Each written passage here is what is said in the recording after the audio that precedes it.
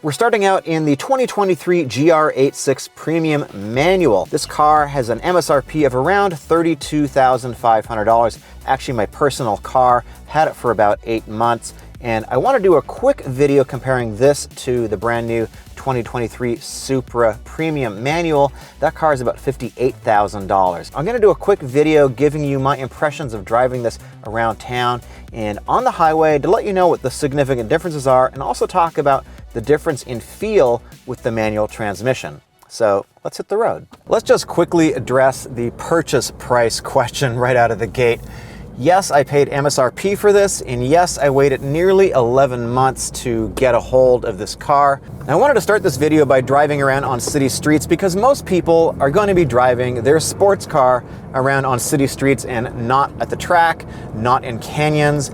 They're going to be taking it around day to day. And so my experience over the last 6-8 months of owning this as a city car have been really positive. Now, there's a couple caveats to that. First off, probably this is just going to be good if you are a single person or perhaps a couple. If you've got kids, this is not particularly practical because the back seat is absolutely useless unless you're a very small child or you're willing to cut off your legs. The front seats go right back into the back seats. Now, the trunk is actually pretty useful.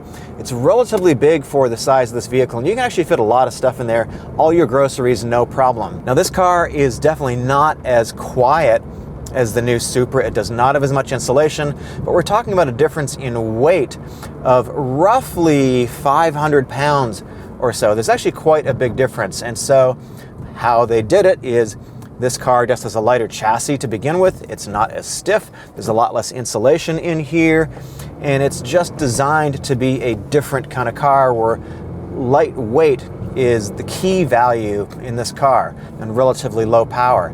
Now, the ride quality, I think, is pretty good.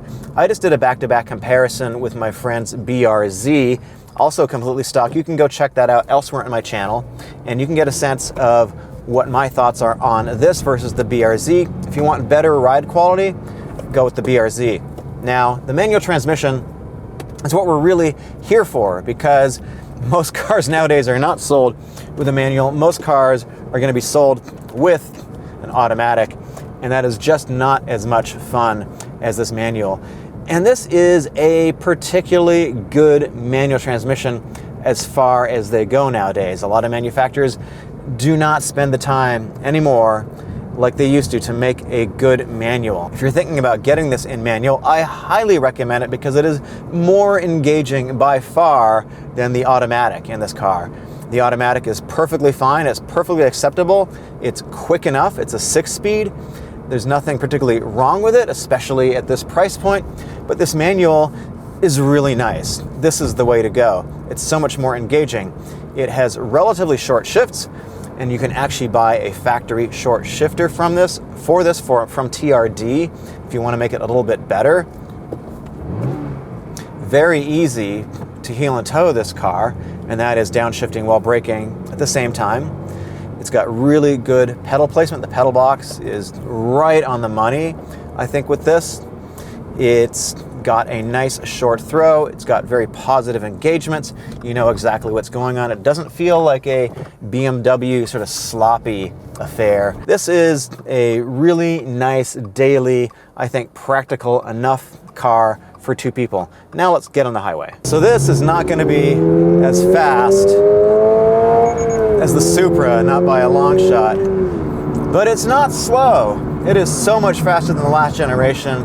It's kind of night and day. And I think what you're going to immediately notice here is that the noise level is definitely higher in here than it is in the Supra. This has just got less insulation in it, and I'm getting more information from the road. I'm getting more steering feel I'm getting more feedback through the steering wheel. I can feel a little bit more what's going on. I'm getting more impact harshness from the road. This is a pretty terrible road right now. It's extremely bumpy and it's made of concrete. There's just sort of more information coming into the car. It feels a little bit more crashy, if that is a right word, and I'm not trying to use that in a negative sense. There's just less metal surrounding me. There's less insulation. I'm getting more of what the road is telling me, and I think that's actually a pretty good thing. I don't have a problem with that at all. It's a different car. It's a different price point. It does not feel as premium as the Supra is going to feel. I'll tell you that in a second. I've been driving them back to back for about a week, so I'm pretty familiar with both of these vehicles. If I put my foot down in 6th gear, not so much power. It gets up and goes, but it's not particularly quick.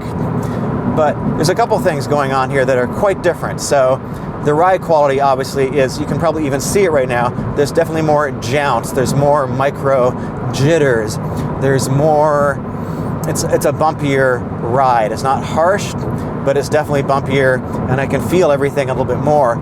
In the Supra, I've got adaptive dampers, and it's a heavier car, so it just feels much more plush, much more compliant, much more sophisticated.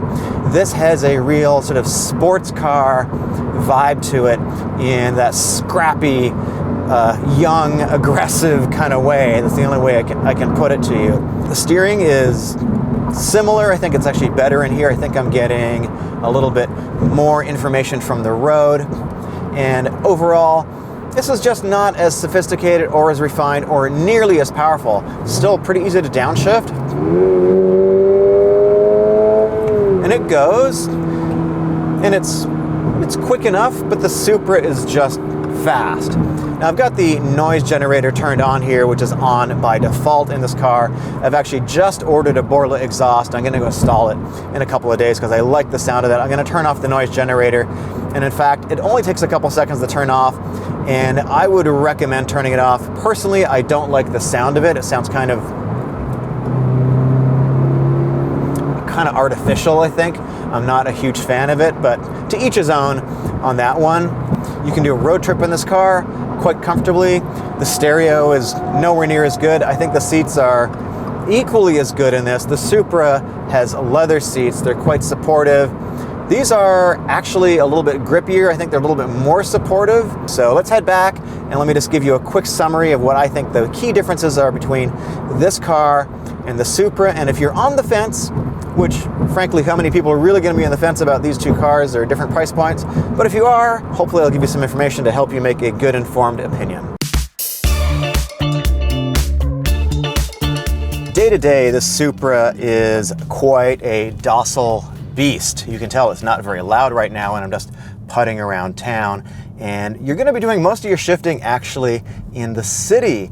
So I thought we'd start out this part of the drive just doing a quick little city street drive, and then we're going to take it on the highway and we're going to see what it's really like in terms of road noise. We're going to see what it's like in terms of ride quality and just what this thing is like to live with on a day-to-day basis. So this is a pretty civilized vehicle, if I do say so myself. Now, this is a car that's approaching $60,000, so these are kind of the things that I expect in sort of a near luxury price point. Obviously, you could be looking at the C8 Corvette. A lot of people are going to compare the Supra to that, but that is a step up. It's a step above in terms of price and just overall chassis and just the way the car is really sold. If we're just comparing apples to apples in a price comparison alone at MSRP, this is still a class down below the Corvette, at least in my opinion. Now, when we're comparing it against a $30-ish thousand GR86 or BRZ, this is not a particularly fair comparison, but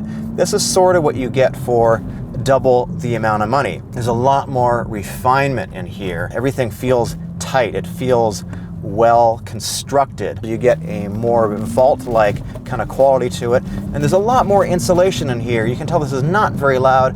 I'm cruising around just in normal mode. I'm not in sport yet. It's pretty comfortable, and what we're really talking about here is how does this thing shift.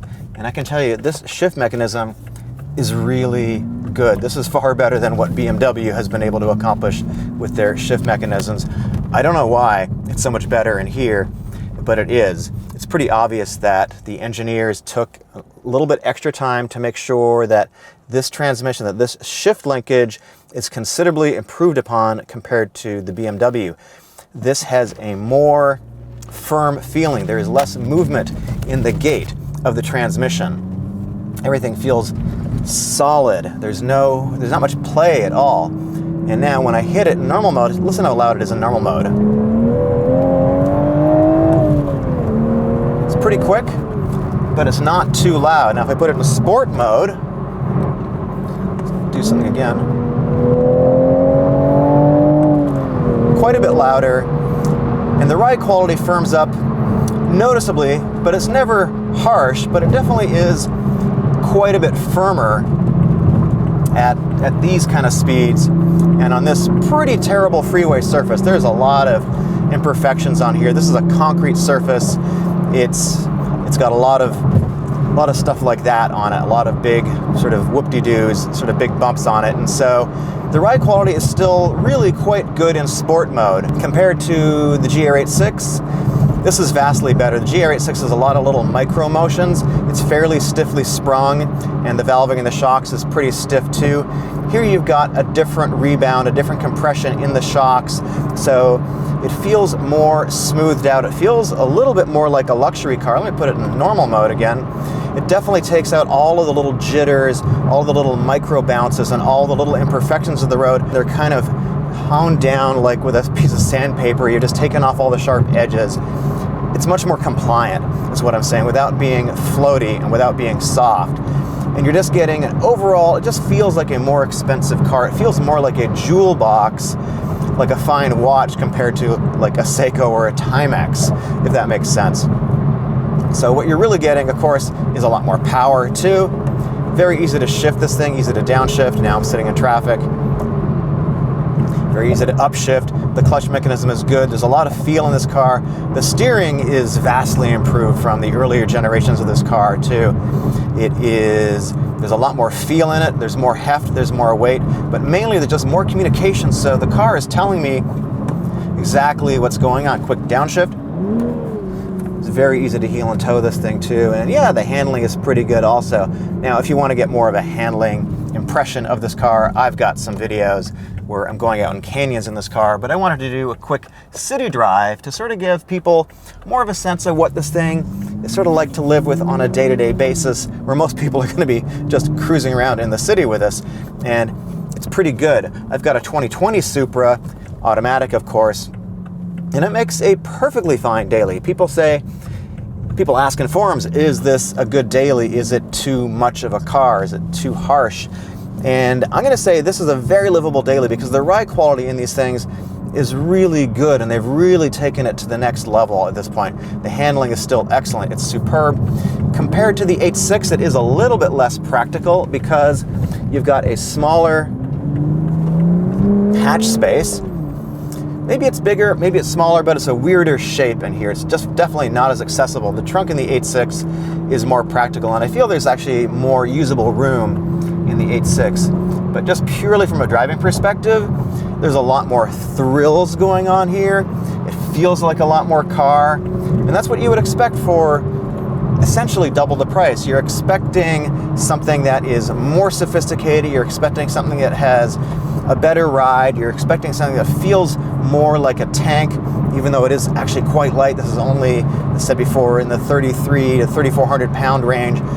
And you're just getting a car that is more refinement, sort of more everything, mainly more power, and a shorter wheelbase. I know most people aren't going to be cross-shopping these two vehicles because dealer markup is a real thing, and practically speaking, that brings the Supra to definitely more than double the price of the GR86 or the BRZ. You can actually find BRZs at MSRP without too much difficulty. The GR86 is going to take a little bit longer.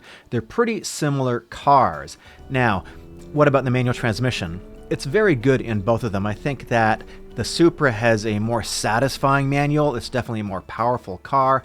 There's more refinement to it.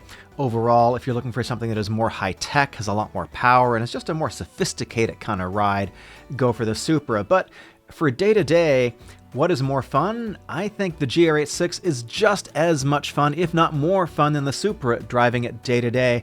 If you go to the track, it's an absolute blast. So don't feel like you need to spend $60,000 plus to have a lot of fun. I think the twins are an excellent deal right now, all things considered. And if you want to see another video on this topic, click right over here. My name is Eric. Thanks for watching.